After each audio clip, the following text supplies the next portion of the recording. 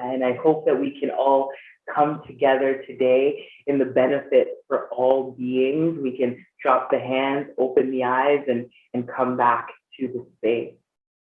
I'd like to start with land acknowledgement, and this land acknowledgement is from Alicia Johnson, who is a UST law student, and I thought that it was really important to pick another young person also to contribute to this land acknowledgement.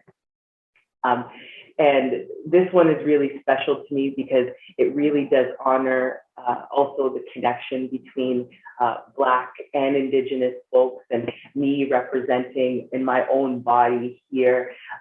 It's something that really resonates with me really fully, right? And as you all know, that we are on, some of us at least, are in Toronto or Toronto. And I'll just go forward and read Alicia's words because they're really beautiful. Today we honor and acknowledge that this land and locality belongs to the Mississauga of the New Credit, the Anishinaabe, the Haudenosaunee, and the Wendat. We acknowledge all the Indigenous nations and African communities unjustly harmed by generations of imperial domination, subjugation, colonization, displacement, and cultural genocide.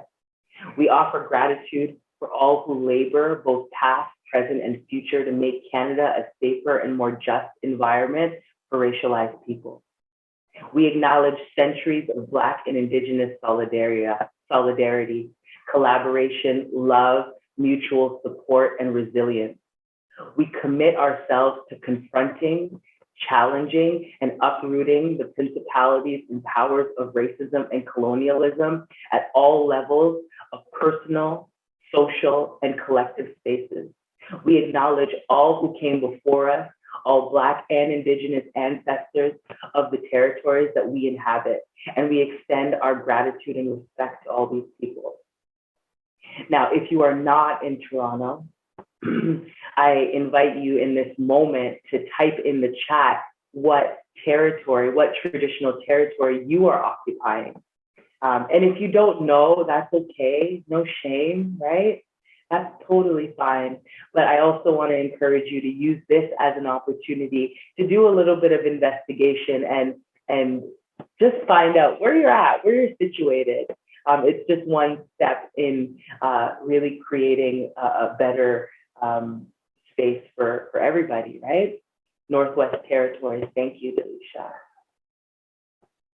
Yeah. Is everybody else here from Toronto? Okay, wow. Very sound, awesome. All right, so tonight we have an amazing moderator, Travonne Edwards.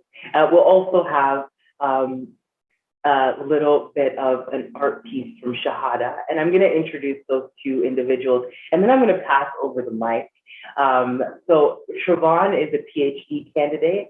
He's a youth worker, and he has a history with working with a variety of different social services related to child welfare and protection, education, and supporting of youth housing.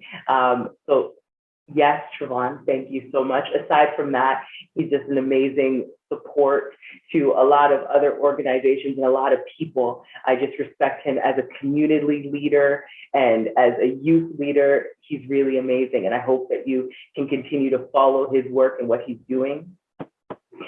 Shahaddah, welcome. Thank you so much for being in this space. And Shahaddah is a spoken word poet, a performer, an MC, mic check, 1, 2, 1, 2, mic check, 1, 2, 1, so amazing. Okay, a human rights activist, an arts facilitator, and a student of life. She is a big support for Also Youth, and we're really just glad to have her here. And from here, I'm gonna pass it to our amazing speakers tonight, Travonne. No, that's not true. Shahaddah. Wait. Let me make sure I'm not forgetting anything. I think I am. I'm forgetting one thing, guys. I'm sorry. I just want to say also a thank you for the folks that are supporting this event tonight, right? So we had a lot of youth consultants come in tonight.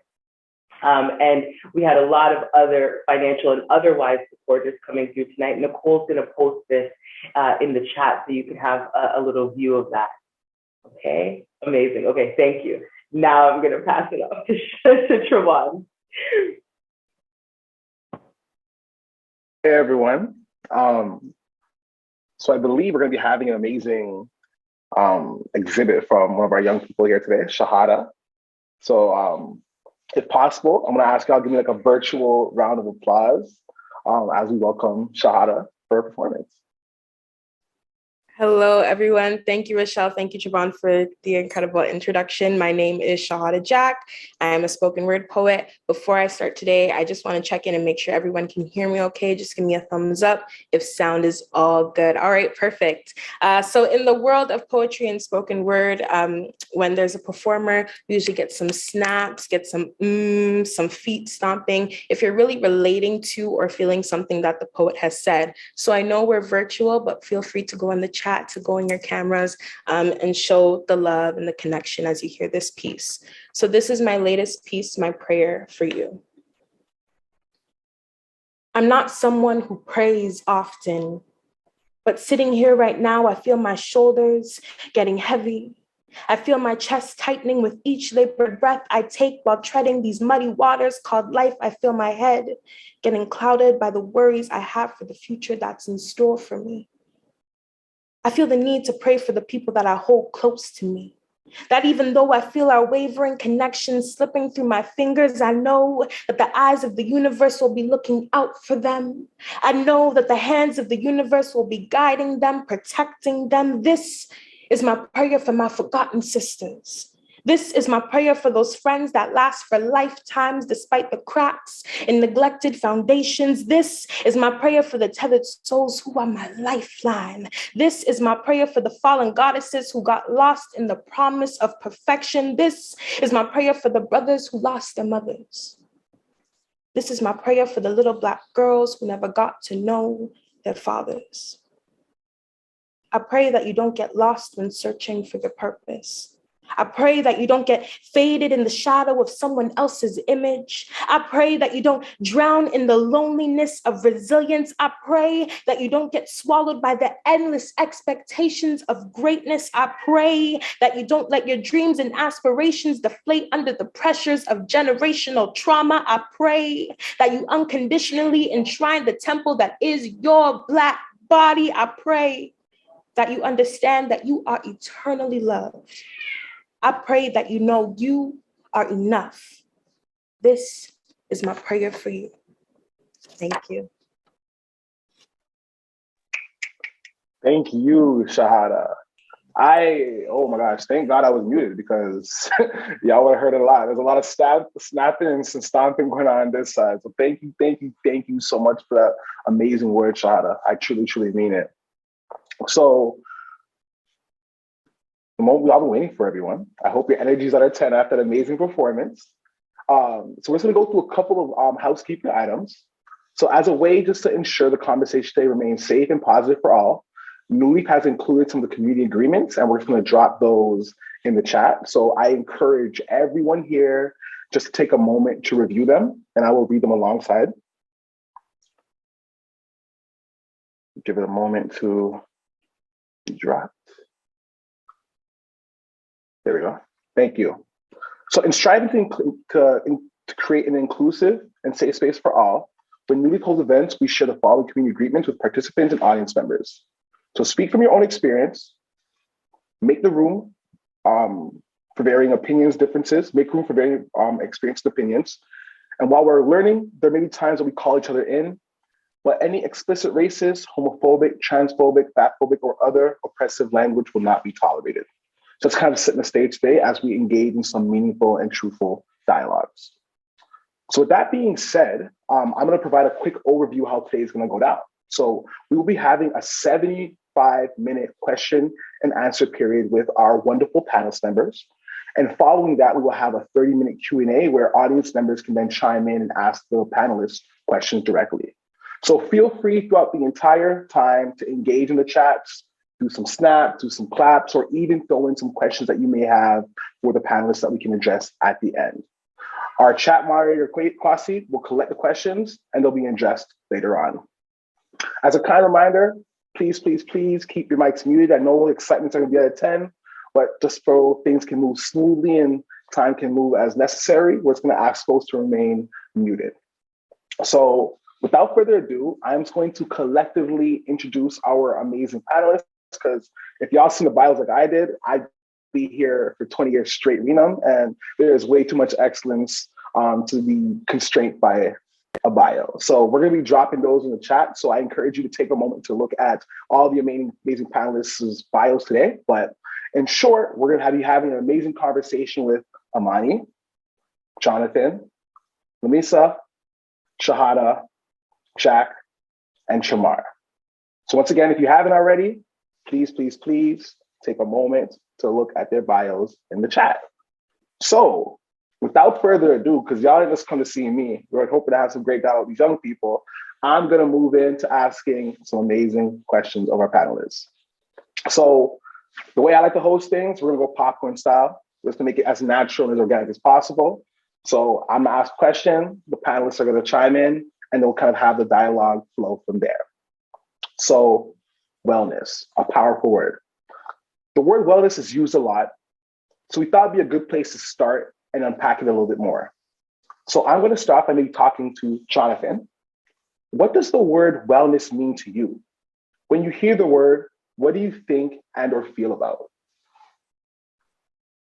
Thank you, Travonne. There's so much excitement being the first person to speak, because I feel like I kind of set the tone and I don't want to say too much, but I want to say it all.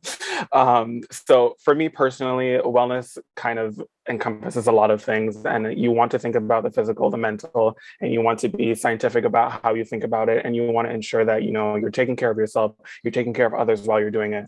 But personally, when you look at wellness, you can't, and I always say this, you can't give from an empty cup. And usually I try to give from a half full cup, even on good days. And sometimes I find myself running empty because I've taken so much on that I've now saturated my cup that's half full with a rag. And when that rag is soaked, I'm left to wash it. And washing that rag will lead to having to wait for it to dry and, you know, figuring out where am I going to get the next sip of water from. So for me, it's all about, you know, the days that you decide whether or not you're going to take care of yourself. It's the days that you decide whether or not you're going to do this activity so that you can be better for tomorrow, or you decide to take rest. All of that comes together to make you better and to make you well. I definitely believe that, you know, it's not just about the one or the twos. No answer, no question can be binary. And I feel like when we take in everything and kind of look at it as they're all parts coming together, that's wellness to me. Thank you. And I will pass it to Imanayy. That was a very good explanation, Jonathan.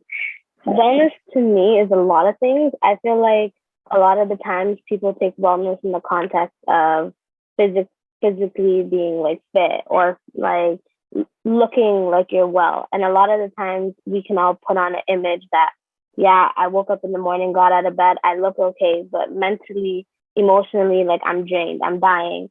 And it's like, I have to tell everyone I'm okay when they ask, how are you? And I think wellness is making sure that you're okay even when you're not okay. So to take a step back and acknowledge that today I'm not having a good day or I'm not mentally well, but I'm going to push myself to get through the day, and I'm going to make sure I do something to self-care or bring myself back up and acknowledge that not every day is a good day. As long as we get through the day, then that means we're taking a step forward to life. We're going to go popcorn style, so whoever wants to chime in, I don't want to call anyone up if they're not ready to go. So go for it. I feel like I want to hop on, actually. Thank you, Imanayy. Thank you, Jonathan, for starting us off. And I definitely want to add to what everyone was saying, really, especially Jonathan, you were talking about, or used the analogy of the rag and, you know, not being able to surf from your highest place. And for me, I definitely, I have a routine. I have a routine when I rise up where I give myself 4 hours, one, where I meditate, for about an hour. using binaural beats. 2, I do some yoga, I do some stretching. Any type of stretching that at least gets to move my body. 3, to be able to just read some sort of text of some sort, or even listen to some text, or even if it's an audio of some sort, before I really touch my phone or touch technology, because I find that's just so much information so early. So I feel like wellness is whatever routine you have that promotes good health. So what the things that I described right now, like my binaural beats is good mentally, the yoga is good physically. What else did I say? Reading is good. I guess it gives on a spiritual level. So it's really creating a routine, a lifestyle that promotes good health. And I think we all should have some sort of routine. Me personally, I'm just a routine-based person. That's just how I've always been. That's how I've always been able to operate. And I feel like I get the most out of myself when I follow a strict routine that is promoting good health.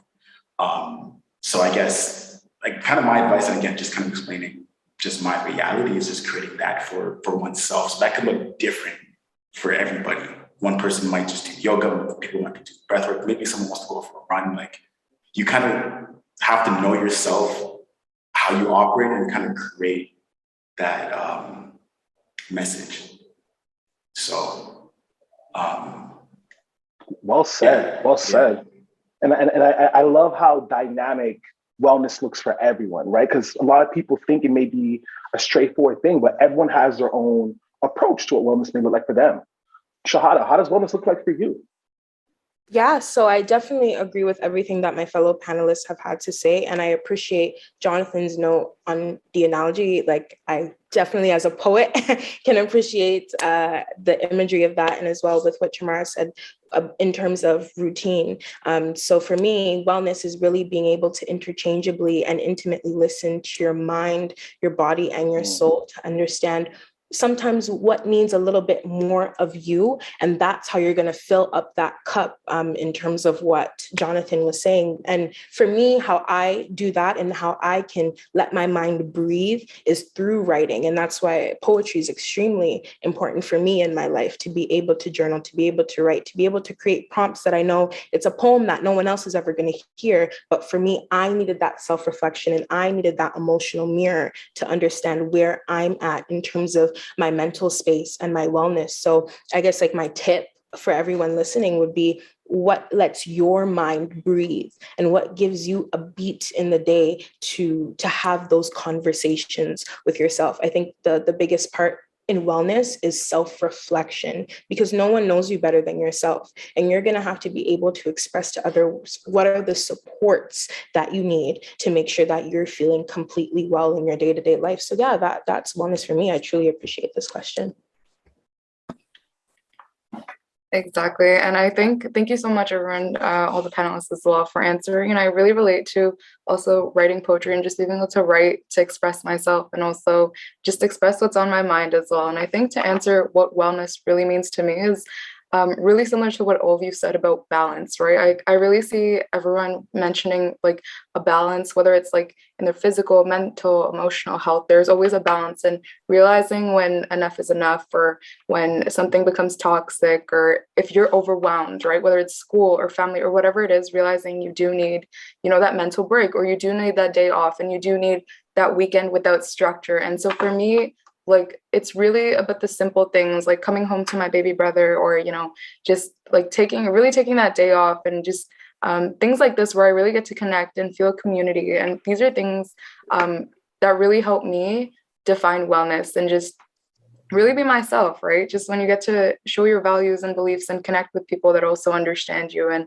And yeah, I guess something that also really helps me, similar to write, like in addition to writing and expressing my thoughts, is also having a gratitude journal. And I think this also goes back to, I think, Tramar mentioning like having that kind of routine. For me, I noticed though that like structure sometimes doesn't work, but when it's small, consistent things, that does. And so my tip is just waking up, and even if you don't want to write it out, writing does help me, but if you don't want to write it out, just saying 3 things or 2 things, or even just the one thing you're grateful for that morning. And for me, it really brings me at peace and starts my day, and also just that contentment that I'm looking for, and that makes me feel well and helps me define wellness. Really, it does it for me, and I, I hope someone else out there can also use that tip.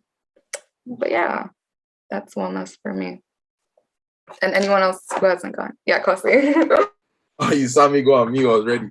But I guess to me, when I think wellness, I'll just quickly add to everyone's points because I've just loved what I've heard. I'm not sure where I saw this proverb, but I heard we have 3 masks. There's the one we show the world. There's the one that we show, the people a little closer to us. And then there's the one that we only show ourselves that no one else sees.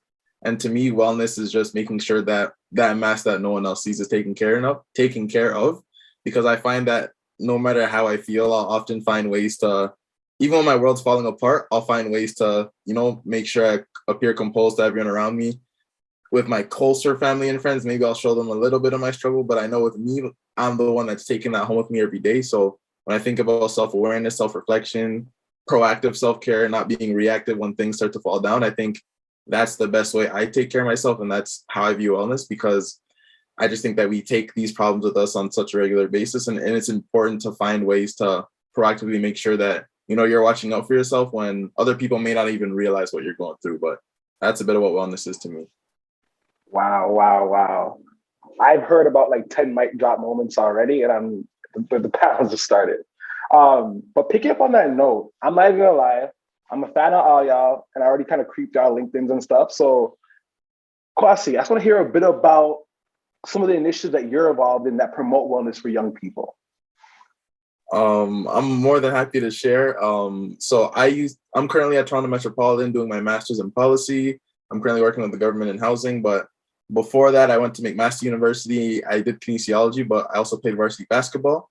I had many mental health challenges as I played, tying my performance to my well-being. Like, it got to a very dark space. I started seeking out therapy, and the realizations I had there not only helped me with my performance, but helped me with my mental health. So I basically created a business called the Reach series, where I took my varsity experiences, but I went beyond that and found ways to kind of help people define themselves outside of things around their career and just focusing on who they are. I've been able to collaborate with groups like RBC, Canada Basketball, U Sports, OUA, and even mental health professionals who could talk about anime and how you can use anime as tools to kind of improve your wellness. Like, I'm just on this journey to kind of show people what wellness means in all kinds of ways, not just, in terms of mindfulness, but also in terms of like the practical resources around like financial literacy. But I'm still getting started, and I'm just someone who loves showing people that they're not alone. And that's why I'm really grateful to be a part of this event to any capacity.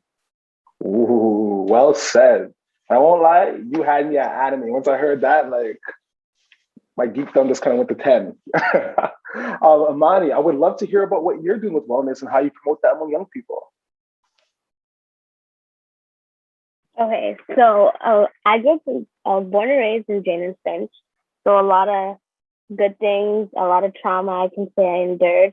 And growing up there made me realize the lack of empathy that certain people have towards people who grew up in low-income neighborhoods, or the ghetto is what they like to call it.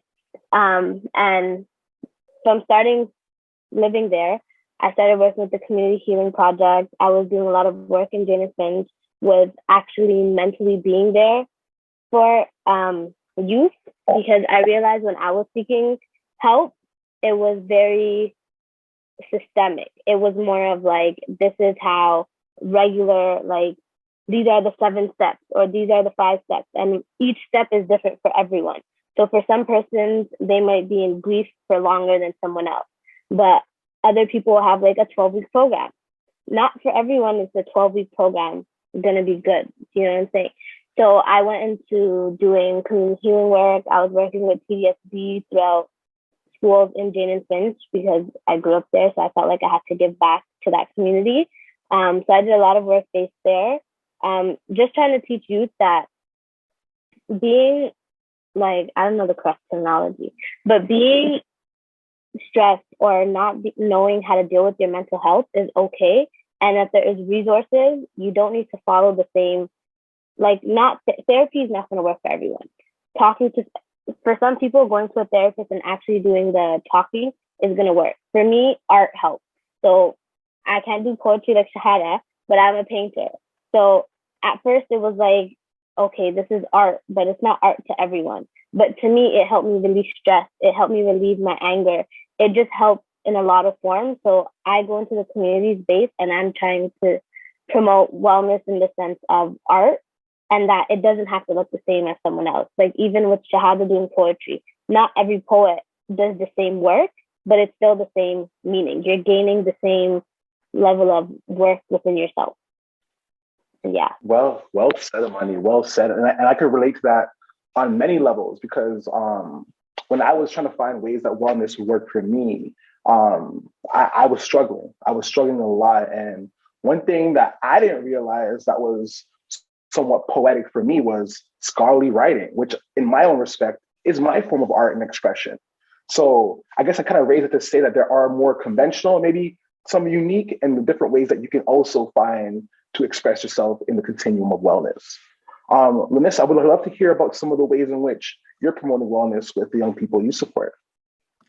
Yeah, for sure. And thank you again, like for all the panelists for answering this question. I definitely agree with a lot of the things you said. And also Imanayy just mentioning, growing up in a marginalized community is also something I relate to because I live in Regent Park and I've been growing up here for a long time. And I guess just in my final year of high school and my senior year, just in the beginning of 2021, me and my best friend decided we should start a nonprofit, and it's called Dear Future Me. And we decided to start this nonprofit because just growing up, especially in middle school, we struggled a lot with just transitioning from middle school to high school and just actually being able to find out who we are and like what we like without feeling pressured by, community or family or what have you. And I guess what we currently are running and doing this on our spare time is teaching youth in grade 7 and 8 in Regent Park who, live in housing and, are similar to me and my best friend. And just the way we grew up, it's we teach them about self-reflection and expression, so things like poetry and writing and creative writing and expressing yourself, and also habits and things like that, time management, stress management. And we just talk a lot about that as they enter high school and just have to transition. And it's been so beautiful working with them because I feel like I learn more about myself as I hear them and as I learn about them. And it's such a beautiful experience to also run a team of facilitators and volunteers and also just work side by side with my best friend. So it's been a really nice experience. And I think it's definitely giving back to the community and also the community giving back to me, right? It's almost like I get to learn as much while I'm with them and while I'm working with them. So that's a little bit of what wellness looks like for me as I interact with the youth in my community. But I would love to hear from Jonathan as well just about wellness. Thank you, Lamisa. So you said something very important, which I want to keep in mind as I go through my explanation. You said that you are giving back to the community and the community gives back to you, which I will get back to in another way. So my work kind of reflects how I kind of got the support that I needed. I grew up on Finch and Islington and it's in the Rexdale community, and my work kind of flourished in that area. I've gotten to work with many beautiful organizations, New Leaf Foundation being one of them. And I kind of will explain how that relationship kind of started. Specifically, we had a program in the summer called Art in the Park, and New Leaf was a facilitator. We had people like Rochelle, Faith, who's with us, Stephanie, and Amanda, who came in and just created such a beautiful space for us and the RexPride team and our youth that were present at the program. And it was a wonderful opportunity to kind of introduce wellness and mindfulness and how to keep those practices in your daily life to kind of create a space for yourself and that self-reflection, and to allow yourself, the momentum to push yourself forward and to take rest. I worked closely with RexPride as their assistant program coordinator, as well as specialized support person.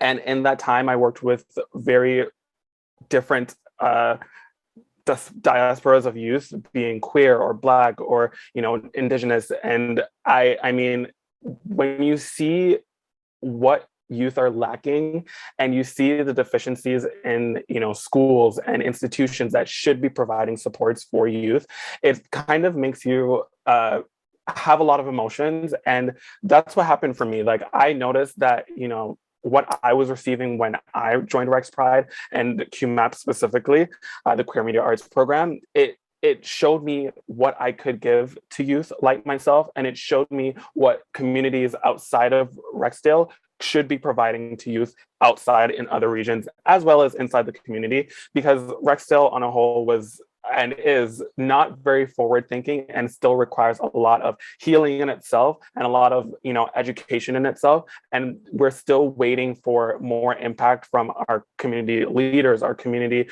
itself, like the people who live in it. And it takes a village to kind of move up, and we are still at that, foundational level where we're still trying, where we're still building, we're doing it brick by brick. I also had the opportunity to be kind of like a spokesperson and, a chairman for youth and advocating for youth who need that kind of support. I've been able to just work closely with them, and being able to do that as well, it's given me the opportunity to see where these youth are coming from and how they need their help. I train them in telling them, look, if you feel like you need these supports, say it. Don't be scared.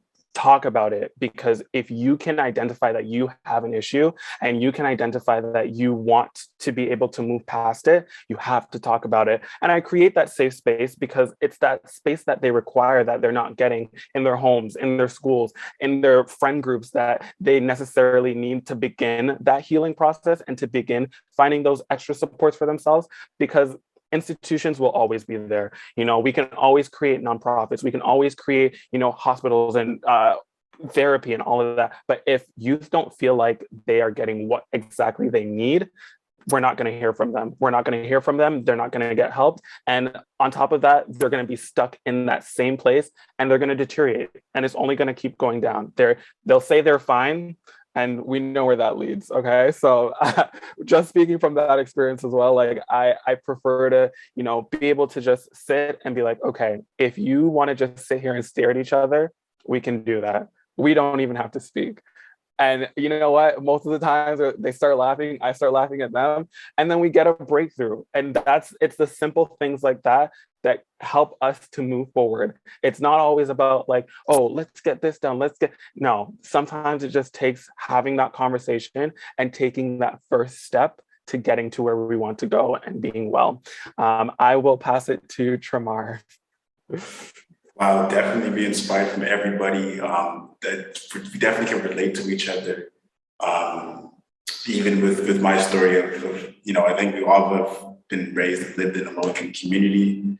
My community being Malvern, and maybe biased, I feel like Malvern has a lot of top-tier potential.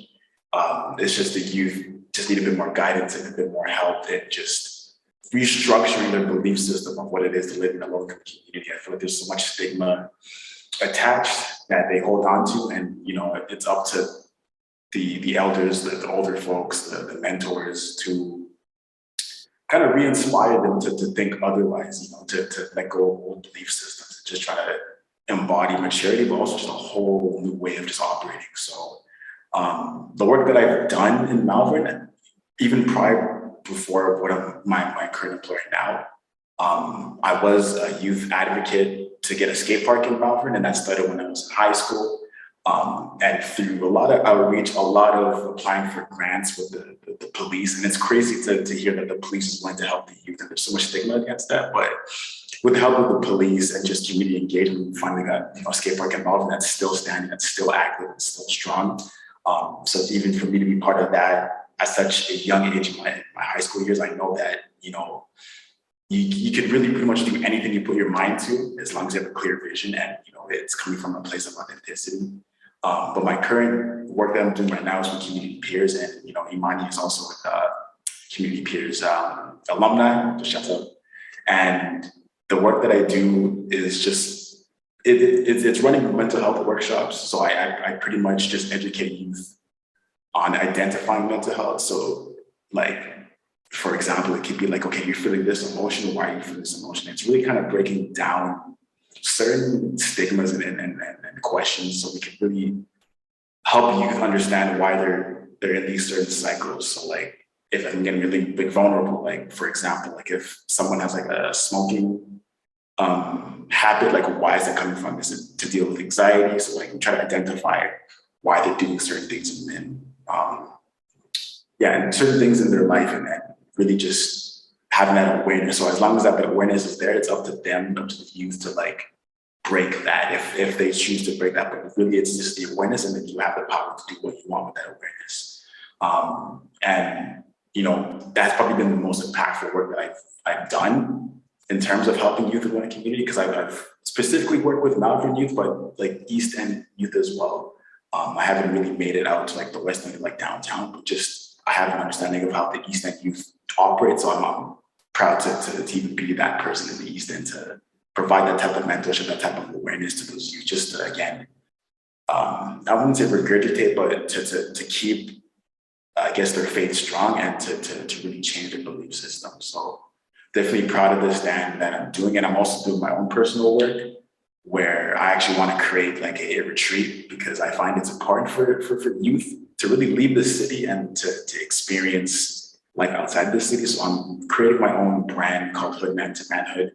And it essentially, I guess the final outcome is a retreat, but I also just want it to be an awareness for these youth to really embody maturity and to really take responsibility for themselves. So being mentored on that, I'm also, still new on this path as well. And I feel like through my journey of entrepreneurship and just doing the work that I do, it just goes hand in hand. And I'm still growing as a person. So like, this is such reflective of my own personal journey. So this feels like my baby as well. So that's kind of the work that I do. And again, very proud. And I feel like I'm taking the right stand in that, because I want to be able to, because I've grown up with mentors in my life.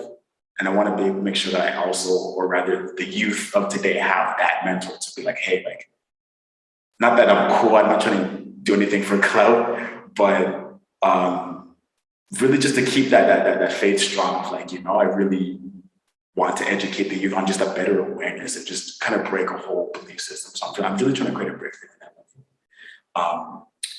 I'm going to pass it to Shahaddah. Sorry, I feel like I pronounced the name wrong. No worries. Thank you, Tramar. Everyone on this panel is so incredibly inspiring, and it's amazing to hear the work that's being done, because it highlights the different ways that we can lend ourselves to wellness. For me, growing up, I've been extremely and immensely immersed in the life of wellness and wellness initiatives. And I feel like I could go for days, but I won't. But in terms of what I do, I've worked heavily with the Boys and Girls Clubs of Canada in terms of I started as a camp counselor, and then I started doing workshops with children in terms of really understanding what it means to utilize imagination to tap into wellness, and doing that with poetry prompts and writing. And that's been a form of wellness that I've done. Sorry, you can hear my cat in the background. And that's a form of wellness that I've done, but something that I'm extremely proud of that I've done in the past, I guess, 3 years. I'm still in high school, so this is something that's happened in my school, but I'm someone who grew up in Scarborough, and in Scarborough, Blackness is always celebrated. Yeah. And for me, my wellness has always been tied to my understanding of my identity, and my understanding of an identity as a young Black woman, and what does that mean, and understanding my connection to the culture and the society that's around me. So growing up in Scarborough and then having to attend high school in East York, a predominantly white community, had a severe impact on how I treated my wellness and how I understood that particular concept of life. And for me, wellness is extremely tied to community. So coming into that space, I started my school's first Black Students Association to make sure not that we were promoting necessarily diversity or inclusivity in the school, even though that's very important, but making sure that Black students had a space to have conversations of wellness that were geared to identity. So in this space, it was about doing poetry workshops and artist workshops. It was about watching documentaries and talking about racialized incidents within the school that impacted students. And we have conversations about how to change them, but also having conversations about how did that event impact you, and how do we go day-to-day facing racism and making sure that we're still internally intact as individuals and as a community. So for me, yeah, wellness has always been attached to identity. And I think it's important to create communities where individualized wellness can be understood, because as a whole, we can do breath work and we can do yoga. And those are extremely important things that I myself even practice every day, but also having those conversations of, what does it mean to be a Black woman in this world today? And how does that impact me every single day? So that's my biggest pride and joy in terms of working in wellness initiatives and working in communities about wellness. But with my poetry, I'm always leading workshops about social justice and wellness for all communities and all identities. I sit here and I'm just in awe. I'm in honest awe. But the amount of wisdom that is coming from these young people from this panel just reassures me that the future is in great hands. I am trying to add, and I feel like everything has been touched on, and that makes me so happy beyond words. And I know I'm speaking for myself, but I will speak on behalf of the entire audience today to say we are so proud and happy the work you're doing, and we can see the impact. With that being said, in a lot of your stories and a lot of what you've shared, there were ways in which you talk about systems and institutions and structures kind of shaping the context in which you work. So I'm curious to hear, how can systems like schools, policing, healthcare, so on and so forth, help youth ability to experience positive wellness? What would you like to see change in these systems to more adequately meet the needs of young people? And I think I'll pass that ball off to my friend Lamisa. I haven't heard from you in a bit. Sorry, Travonne, would I be able to rehear the question? Yes, of course. So in a lot of dialogues, we heard a lot about systems like schools, policing, healthcares, impacting young people and shaping their experience. So I'm wondering, what are ways in which you would like to see these systems change in order to better support young people? Oh, 100%. I think similar to what Shahaddah was mentioning about letting youth be the drivers in the seat, where we're the ones creating clubs and we're expressing what we need to be seen and where we want our voices to be heard, and just making sure there's, I think, specifically more opportunities in neighborhoods like Regent Park and Jane and Finch, and like Regent Parks neighborhoods where we're growing up, and we're forming communities, forming close circles. And if we're not able to do things that help us and are value to us, and we really believe, being in these clubs, doing things we think are very helpful and support wellness, I think that's really important for us to be able to let youth control, and not just looking over and being like, okay, this can happen, but this can't. We need to actually see why youth are saying what we're saying, right? We want to be able to see us have more priority on the wellness of youth through these kind of initiatives and opportunities, honestly, like job opportunities, opportunities for honorarium, opportunities for us to get various different jobs in various different fields from an early age, right? And I think that exposure can really, really help us, especially in communities that are marginalized, where we don't see a lot of high-paying jobs, or a lot of good salaries for or a lot of good part-time jobs for youth our age and youth in high school. And I think there needs to be more opportunities in terms of just letting us do what we want to do, and also being able to work together. So in our communities where we all have,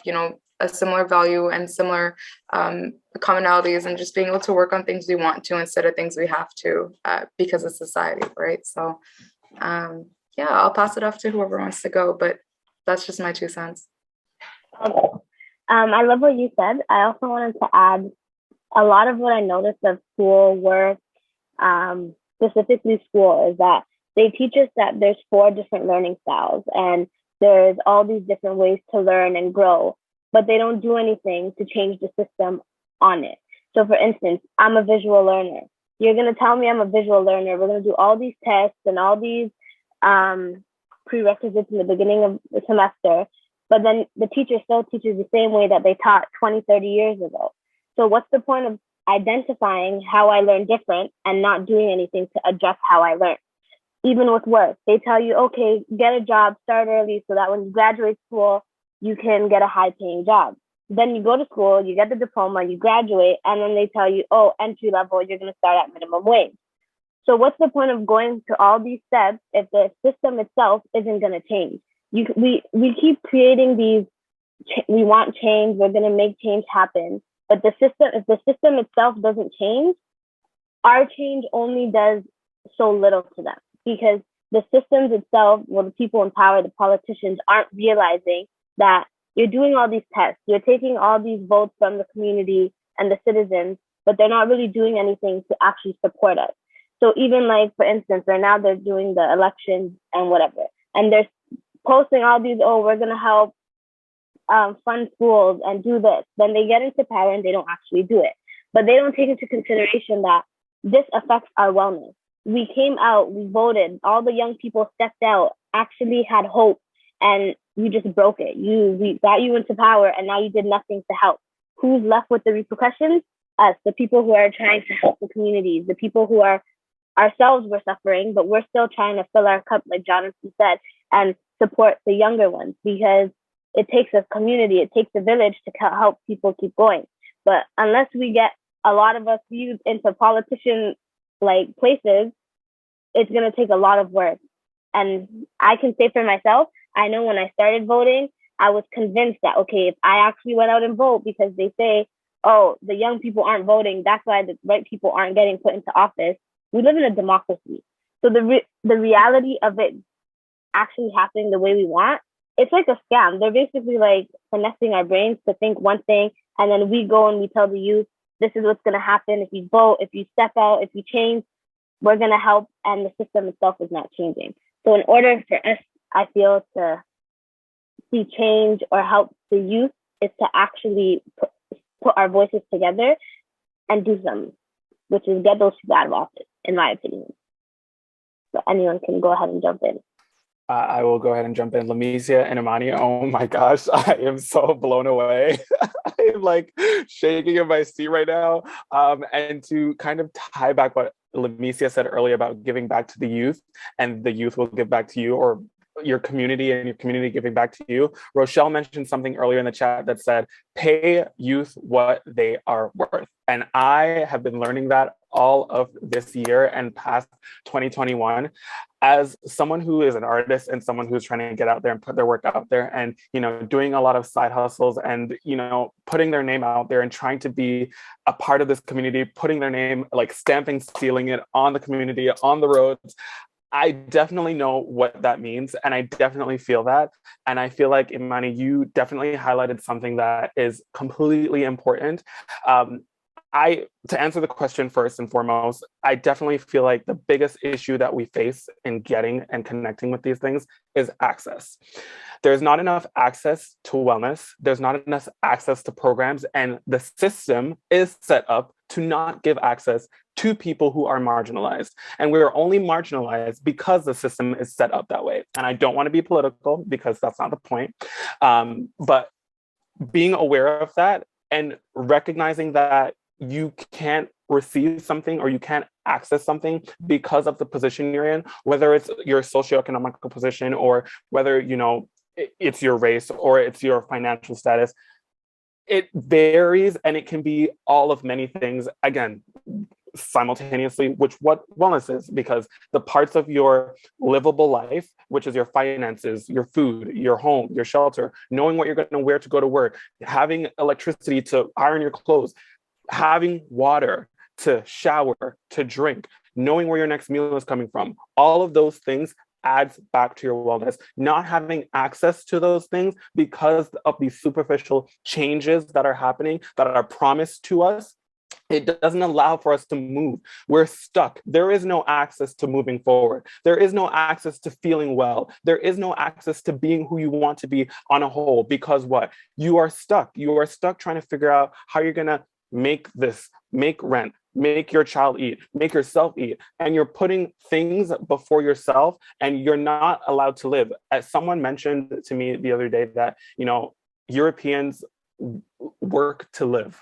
and North Americans live to work. And I've never felt so dumbfounded by a statement ever in my life. And I'm going to say it one more time. Obviously, everyone's heard it, but people in other places in the world work to live. North Americans live to work. We aren't living our lives. We aren't living our lives.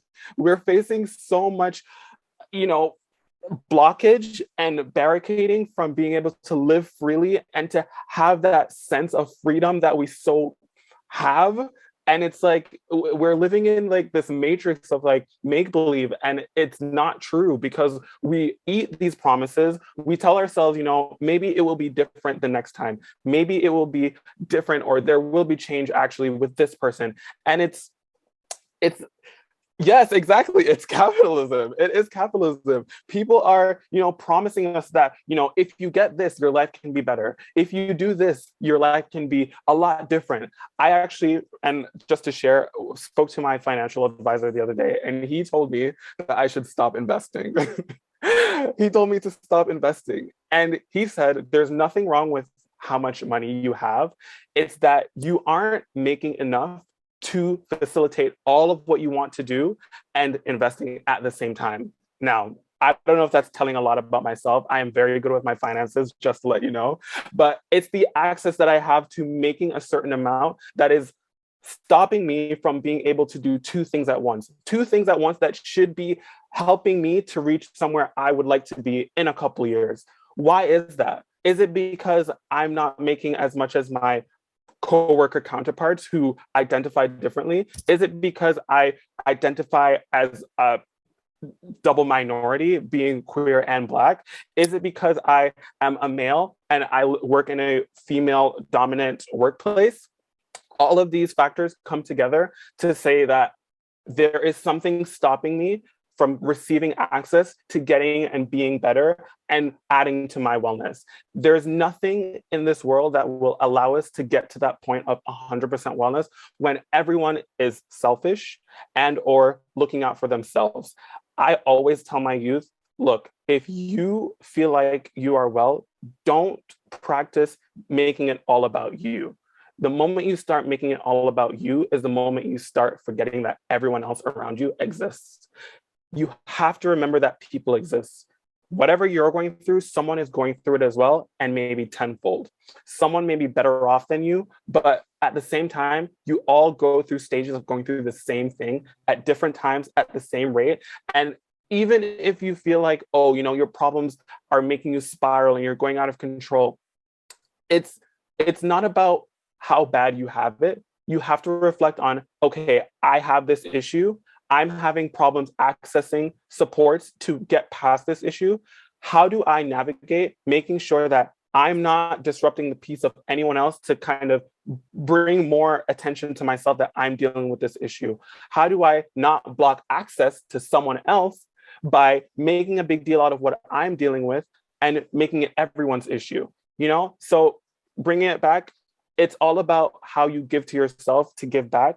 It's all about how you give yourself access to reflecting and making sure that you're not projecting, and also making sure that you are giving yourself peace, because we always forget to give ourselves peace. It's not all about, why can't I get this? Why can't I get?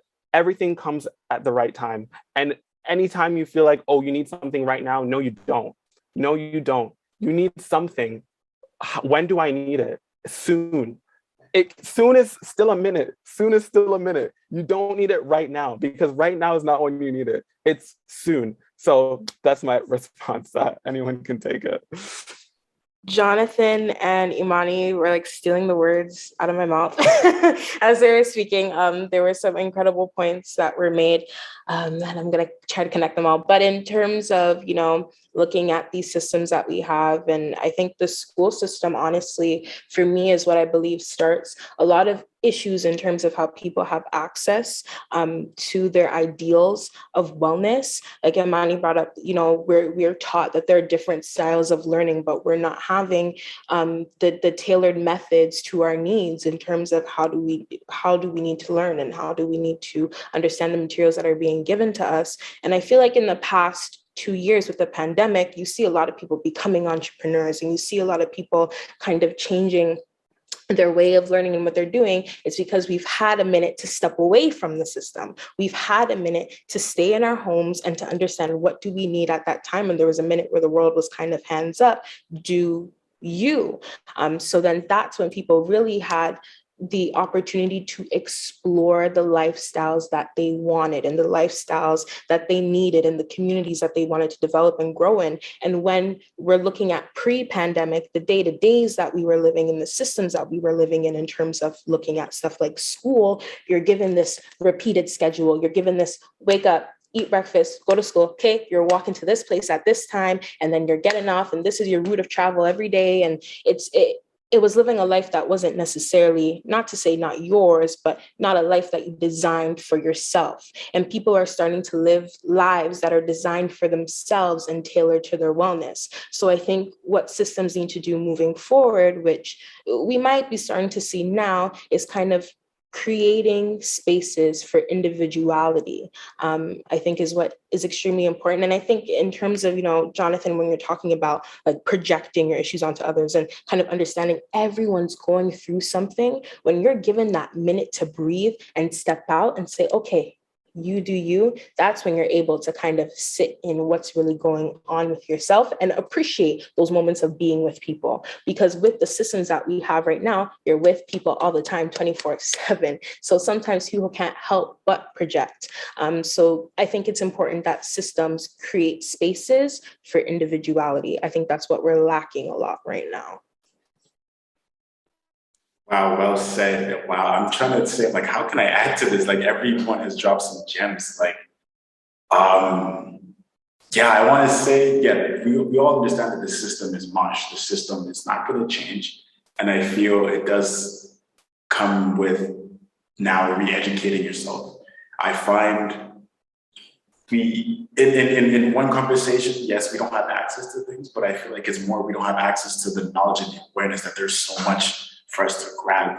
I'm in a place where I'm actually looking at applying for grants and getting into the world of grants because I've noticed, if you really want to create change, you have to really do it yourself. Like, again, it's hard to create a system that probably is never going to change. You have to really be that change for yourself.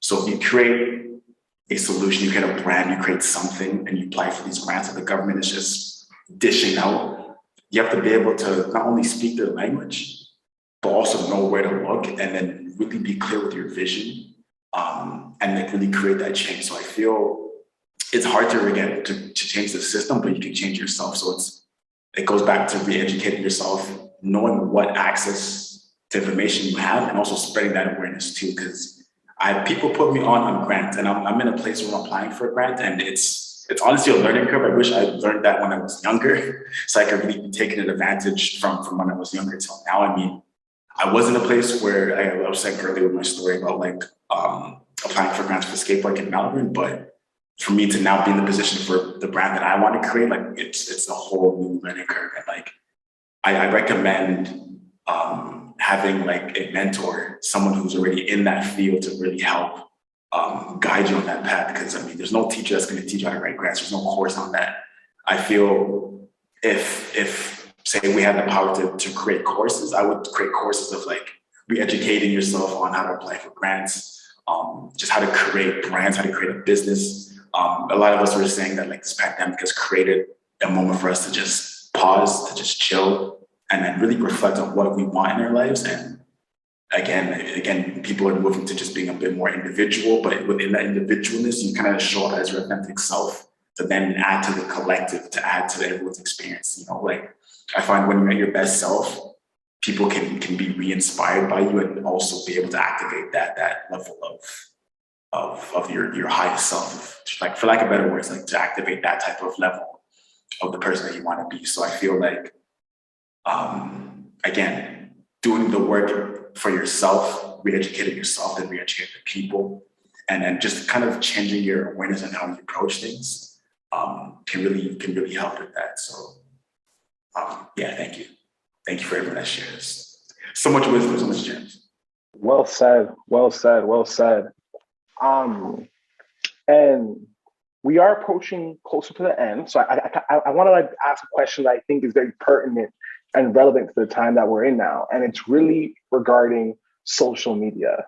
One of my favorite places to be and linger, and also one of my mom's favorite places to yell at me for lingering and being on. So with that being said, social media can play a big role in people's lives these days, especially with the pandemic we're navigating and all these social distant measures. What are the ways that social media can support or get in the way of our wellness? And I would love to hear from you, Shahaddah, regarding this topic. Oh, I was just about to say, let me go. I heard you, girl. I heard you. Yeah, people, I mean, social media is such a, because I mean, at one point people say you get too lost in it and it affects your mental health and your wellness. And then I think a point that was brought up by, Tramar actually, when he was talking earlier, was just about, being able to rework and reframe what are the things that you want to learn. And I think once we start to view social media as a tool to access the things that we want to be educated about, that's when, as a collective society, we can start seeing it as a tool simply for wellness. So in terms of, I'll say personally, how I kind of use social media as sort of a tool for my wellness is that when we're talking about access, things like yoga, people don't see it as accessible, especially youth, because in media, there's two things that are perpetuated. One, for that, it's people of a particular class that can afford like private yoga classes and things like that. And also that it's not for youth. You're given like stereotypical views of parents doing it and that kind of stuff. So it's not seen as this accessible activity for youth. So for me, I'm able to go onto social media and go onto things like YouTube and TikTok and find like female Black yoga instructor and type that in and get a whole 30-minute like session right in my home, which is my space and sanctuary. So I think it's about understanding how we can use these social media platforms as tools for wellness and not to tear down the collective, but build up the collective group that we are. So I think, yeah, in terms of social media and wellness, that's the biggest connect, just making things more accessible for us. And I guess I'm sorry, I want to like really quickly add off the point because I think that's a bar. And when I think about social media in the pandemic, because we've had to live in this digital world, it's become something that's very inevitable for us to navigate. So when I think about making it an experience that works for you, I think it's so important. I know with me, with a lot of the things I do in terms of my business and my platform, I have to go on social media to spread the word in a lot of cases. But I also find that in the days or the times or the moments of my life where I just feel like detaching, I almost feel like I'm navigating this very, very difficult dilemma. But I found that at the end of the day, when it comes to social media, when it comes to using it in a way that benefits you and the things you do, like the theme that everyone's been saying around putting yourself first, I feel like that's the most important thing, because though social media seems a lot more important than many of the things we do now, at the end of the day, we're always going to have to find ways to choose ourselves and protect our own well-being, because with what we put in the world, we want to make sure that wherever we're at mentally is, strong and stable in ways in which we're able to just keep giving in ways that don't tear us down. So though I think social media is just such an important thing, will only get more important as we stay in this digital sphere, I'll constantly remind people to just make sure that, they're good off the web, so that what they put on the web is just them in its most beautiful, vibrant form. So that's all I'd add.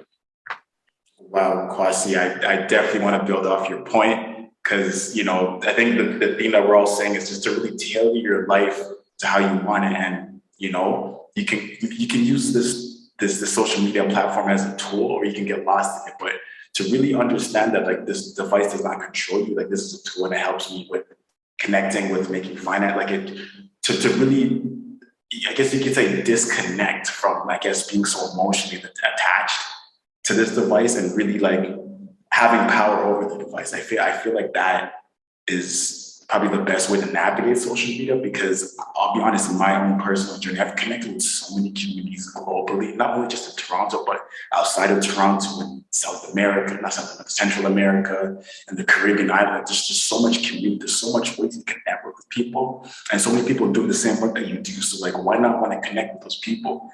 It's a bridge to really build communities digitally, and then to finally connect on the physical. I feel it's such a powerful tool, and to really honor yourself, to structure your life in a way where it's like, hey, I control this. This doesn't control me. So I use it in a certain way that creates like a boundary with this device, and it's actually helping me. So like, you know, I feel like, again, it goes back to your strength and your own power, and like really standing in that and making sure that you also hold yourself accountable to make sure you don't get lost. Because I mean, we're all human. Sometimes we do end up in that rabbit hole of social media, but to always remind yourself like, hey, I'm using it for this, and let's continue to implement that type of way of thinking. Again, I'm always about just changing your belief system and then like holding on to that truth. So thank you for sharing. I just had to hop on real quick,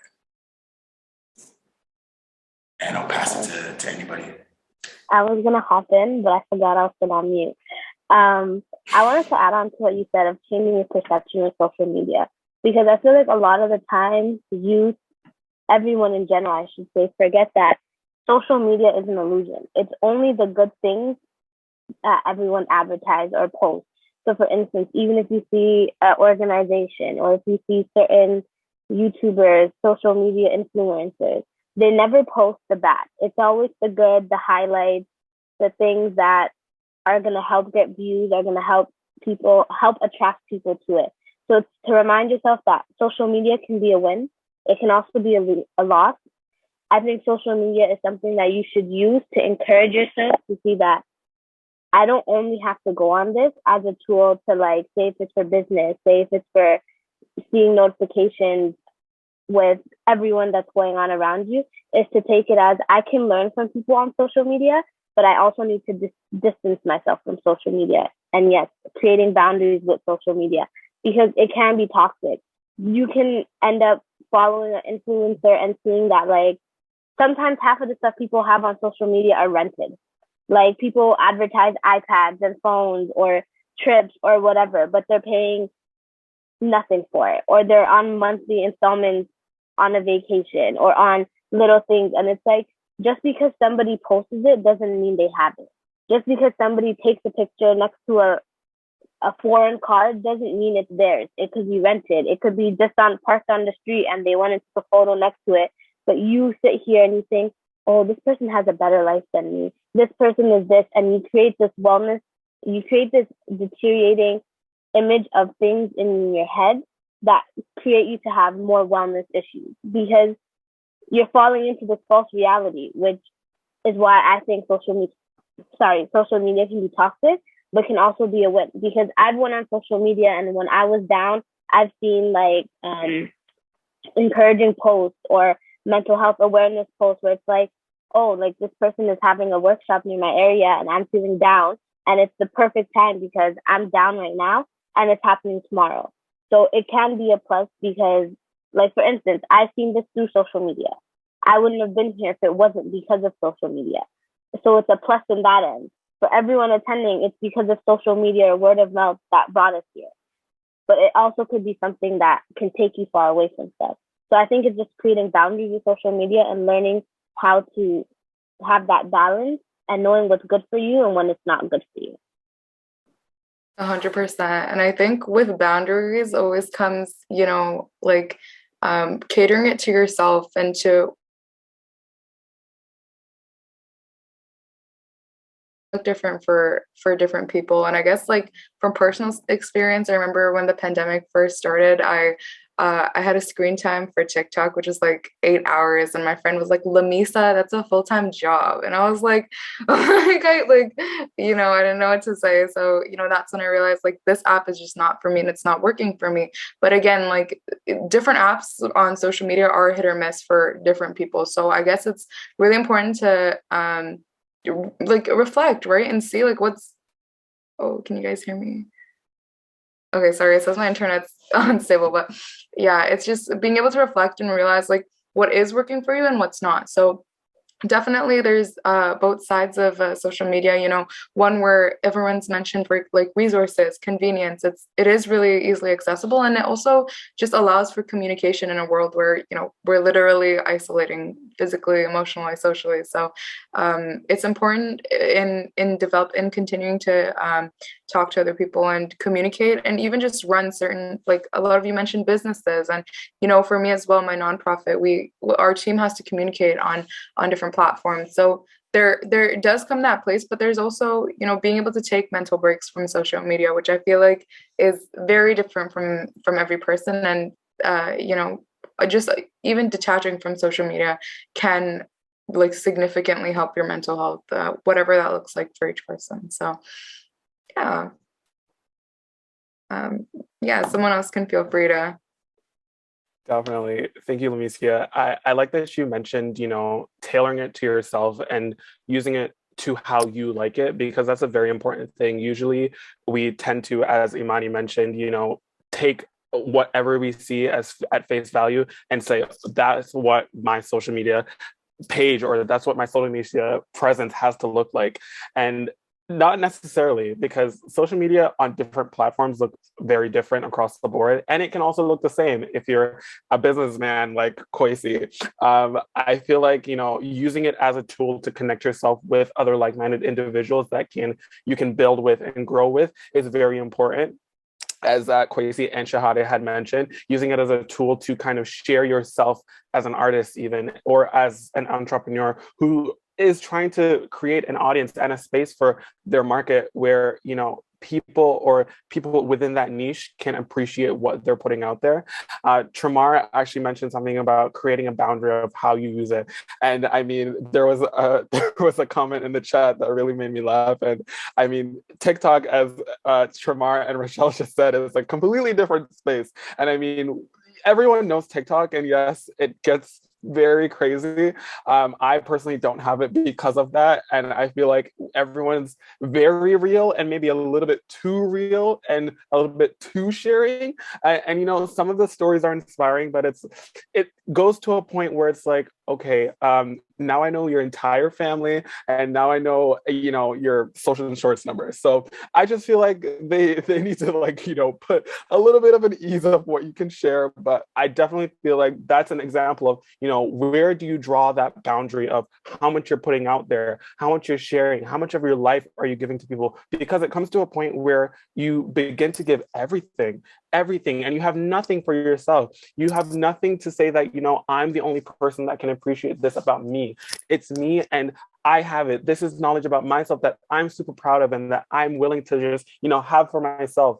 How many people can say that? You know, how many things do you have or know about yourself that you've achieved or that you've accomplished or that you've done for other people that you have kept to yourself?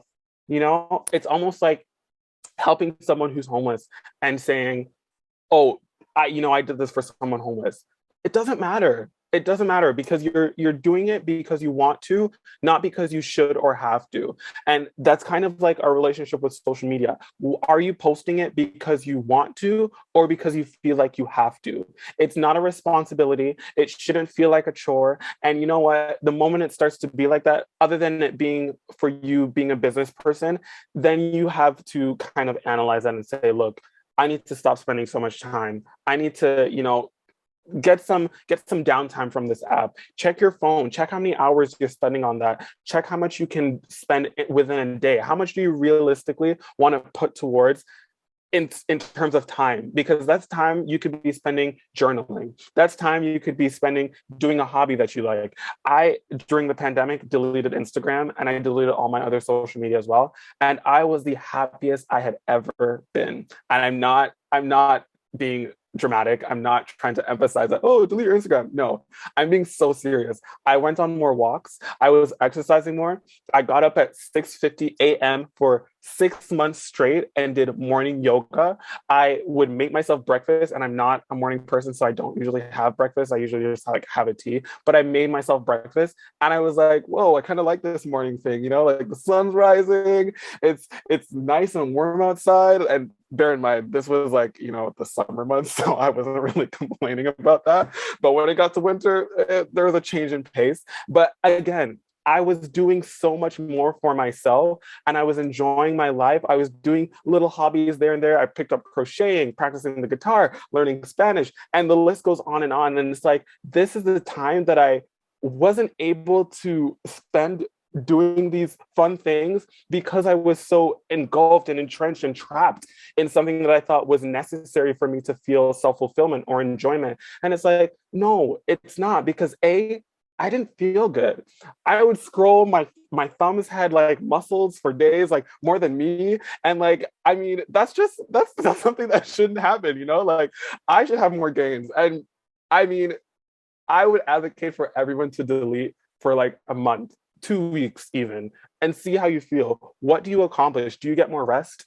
Do you feel better? Are you able to have more time to do something else? Are you getting to places that you need to be earlier?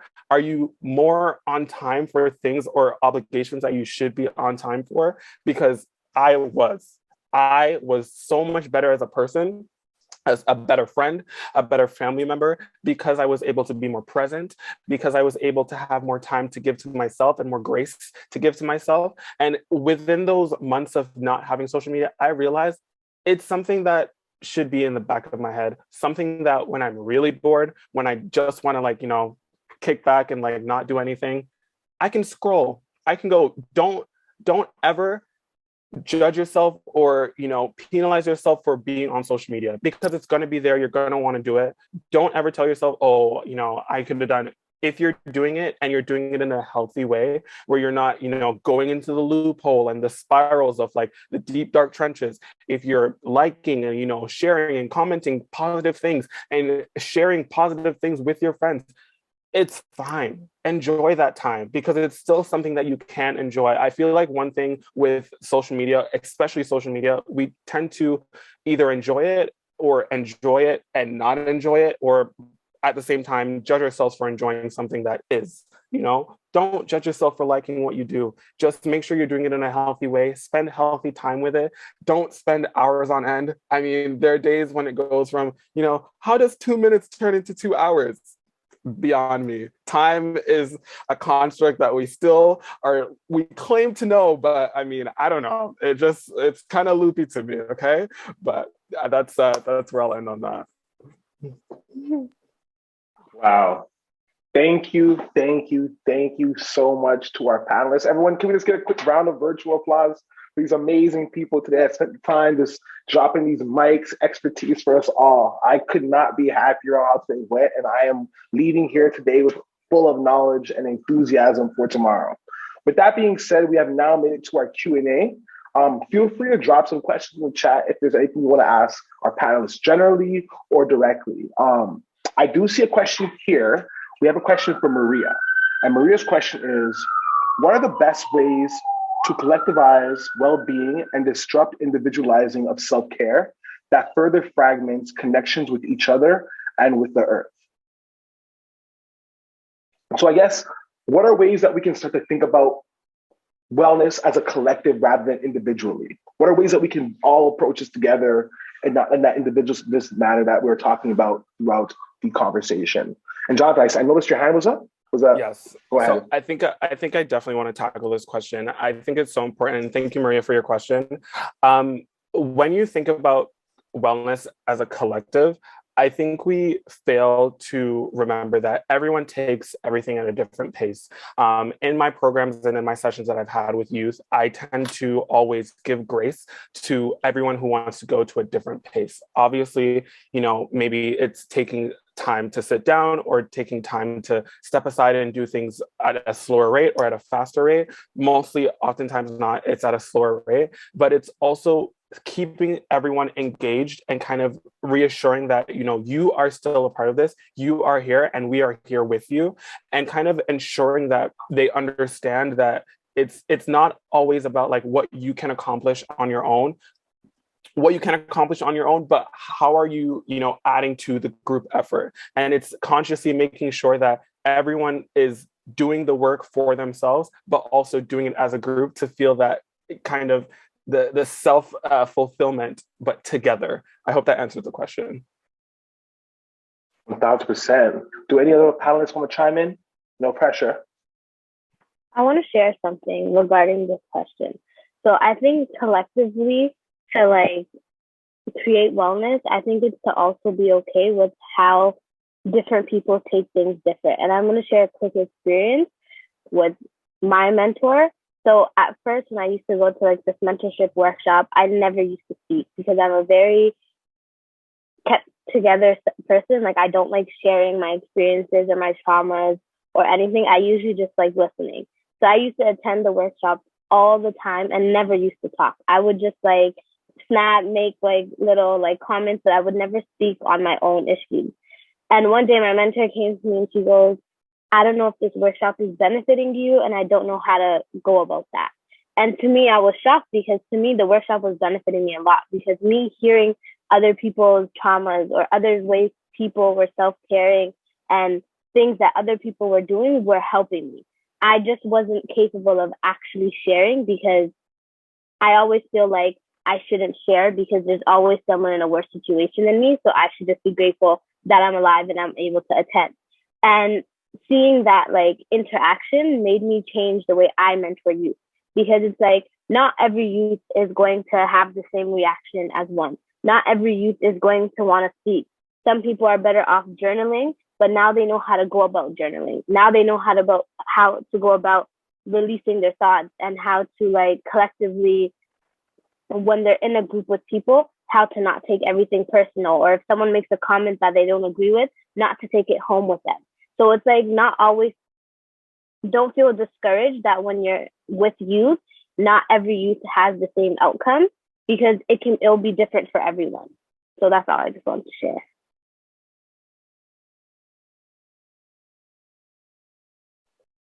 Did any other one of the panelists want to jump in? Pardon? Oh, sorry, I got cut off. I was asking if any other panelists want to jump in. If not, we do have some more questions. I'm getting some pings. So we have another question. This one is, what are some of the in real life or virtual events offering education pieces do you think youth need the most right now? And anyone can hop in. I'll read it one more time. What are some in-person or virtual events or educational pieces do you think you need the most right now? I can go. I think right now, in terms of speaking about youth and even speaking about myself, is like in my school, one big thing that's happening this year is that we have the anti-Black racism course. And I don't know how many people know about the history of this course in our particular province and country, but it was a reaction to racist events happening in a school here in Ontario, and they started this particular course. And now this year is the second time that they're teaching it in a school in Ontario. So in this particular course, people never know what to expect and what is to be taught. But a core part of this course that I think that should just be a takeaway that students are doing in classes and that people are doing on calls and that we're doing on calls like this is there's always a check-in question and how are you doing? And it's not always, something so plain like, there's like, how are you feeling on a scale to 1 to 10 and all those things, but it's like, if you could describe your day in a meal today, how would you be feeling?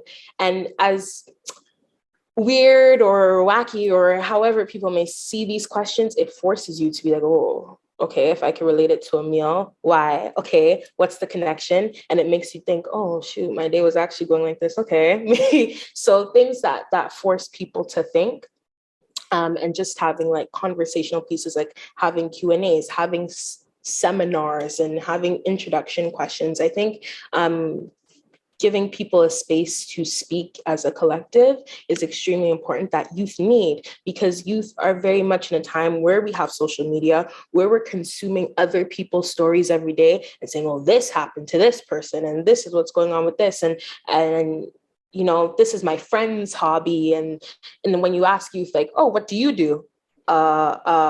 So it's, we talk about the collective, but people are starting also to forget about who are you? who are you?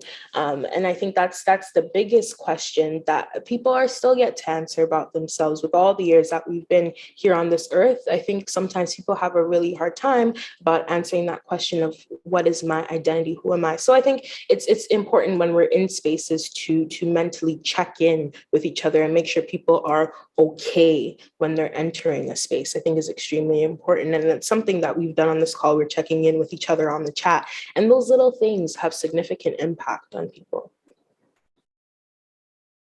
Yeah, I definitely want to add to what you said. And I think one of the biggest educational pieces that the youth need right now is spaces like this. Spaces where we can have these kind of conversations with youth. I feel like the younger they start, the better. And even going back to what I was saying in earlier questions of like just re-education, like let's actually set the youth up for success. Let's actually give them tools and information that's really going to help them as an individual, but I think collectively it's going to create like ripples. I feel if we educate youth on that, the like access to like grants, for example, or like how to actually prepare your life, how to actually like, understand how you learn and how to shape your life in ways that's going to actually help you. I feel like more having access to like that type of thinking, that type of being, I think allowing people to really just be themselves and having spaces where they can actually be themselves will actually promote that type of level of thinking and to create that change that we want for the youth, but we also want within the collective as well. Again, I feel like this can really birth a lot of change. Again, if we can't really change the systems, let's create our own programs, let's create spaces like this, let's create our own curriculum. So say, the kid is going to school and it's feeding him nonsense. He comes to space like this after school that's like, oh, I didn't think of that. And it's like, it's maintaining their attention span and their curiosity to know more and to really think outside of the box. So like if their environment in school is not promoting that, they come to spaces like that that's promoting that. Is again, keeping that faith and that fire. I like to always say that, but it's really keeping that alive and promoting that type of level of thinking. Because that's always has helped me, like spaces like this have always helped me to like birth those type of ideas. I'm like, wow, I would never have thought of this in school. So thank you for workshops like this and other workshops I've attended that would bring those type of ideas to fruition. So thank you.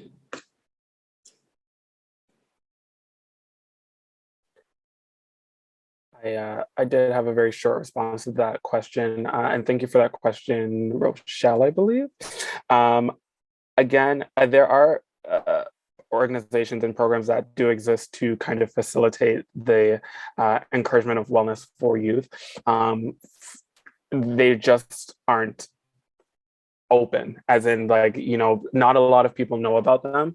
For example, Ndongmi Foundation that offers wellness programs for youth, not enough people know about it. And it's not that the word isn't getting out. It's not that they're not sharing it on social media. It's just because it's something that we ourselves or youth in our communities don't know enough about to find it out and seek it out.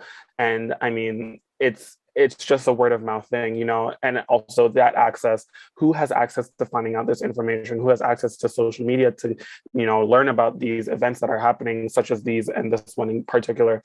And, it's also how often do these organizations come up into conversation when someone says, I'm having a bad time or I'm feeling this way, I need support. Where is the advocate that can talk about the institutions that they've been to that they need support from? There's not enough of them because not enough people have that access to it. Not enough people are giving themselves or allowing themselves to have access to those institutions and or programs. And so we're stuck at, they're there, but no one's here to take advantage of it. So I still feel like, there's still the moment that we're at where it's like, we still need to reach out more to our communities. We still need to, allow ourselves to put ourselves out there more than we already have. And I know it can be challenging at times because sometimes it feels like we're giving a lot of ourselves without taking a break, but it's work that still has to be done. It's work that we're willing to do. And I mean, it's work that's never going to not be there, right? Well said. Well said. And on that note, we've had an amazing dialogue today. And I just want to start by thanking, first and foremost, all the young people that invested their time and energy and preparation to be here and share their wisdom and their expertise with us all. I also want to thank the New Leaf team for taking time to host the event. From every member, facilitator, moderator, coordinator, every single person that had a part in today, you are loved and appreciated and thanked. And with that being said, I thought it would be so this is kind of a surprise question, but I was hoping we can end on a high. So after engaging in this wonderful dialogue, I'm hoping our panelists can share maybe just one word around how you're feeling, and maybe that can leave us to feel inspired to want some more of this dialogue or go out there and do some change work. So just one word around how you're feeling after today's conversation. And I don't mind starting this one, but I'm feeling inspired. I'm feeling truly inspired by you all. And I'll popcorn style it. So maybe I'll flip it to my friend Kwasi. Well, honestly, I'd say I'm feeling glued in the sense that when we think about, it's a bad adjective, but when I think about that analogy I had about the mask, if I'm being honest with y'all, I felt like I've been falling apart lately, but being at this panel here, like it's felt inspiring. I've felt healed in so many ways. So I just want to thank you all for creating the space, because I'm feeling a lot more ready to tackle a lot of the things that I got going on in the daily. And I will now pass it off to Jonathan. I was going to say I was feeling very supercalifragilisticexpialidocious, but the word actually just means to be educated in a very delicate way or something like that. But to be fun, I'm going to say I'm feeling very supercalifragilisticexpialidocious. And I will pass it to Shahaddah. I love that, Jonathan. My word would be community. We talked a lot about community today, and conversations and spaces just like this that New Leaf has created for us today is community. And it's inspiring to see us all glued together in this community. And I can't say the word Jonathan, but you know. And I'll pass it off to whoever actually wants to go. I don't mind going. The word I would use is hopeful or faithful, because knowing that there's a community like this right now, that there's all these people with similar goals and we all want change and we're all working towards change, gives me hope to know that I'm not alone, and the youth that I mentor and the youth that I'm with are not alone either, because it takes a team, it takes a village to make anything happen. And to know that there is a village and to know that there is a community is very inspiring. And yeah. I'm feeling like I'm on fire. I feel lit. I feel like my fire is blazing. So thank you for the energy, everybody. Thank you for just the shared collective experience. It does make me feel like I'm not alone and we're all collectively just trying to be better people. So yeah, I'm feeling lit and inspired. Thank you. I can go next. I feel very driven to honestly improve myself and continue and try to help my community more. And, all of the goals we all mentioned and all of these different values we all have, and just trying to better myself to cater to my community, like everyone mentioned. And I guess I also feel inspired and motivated to keep doing what I'm doing and be a part of this community. But I'll send it up to Kwasi, I believe. That's the last one. I already went, but I will hand it Sorry. off. It's all good. It's all good. It's late.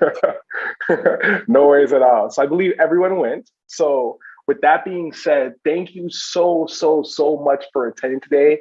Please make sure to follow New Leaf on Instagram, all these young people on LinkedIn, and stay tuned, because I'm sure there's more dialogues and initiatives to come. But until then, everyone, please take care and be well.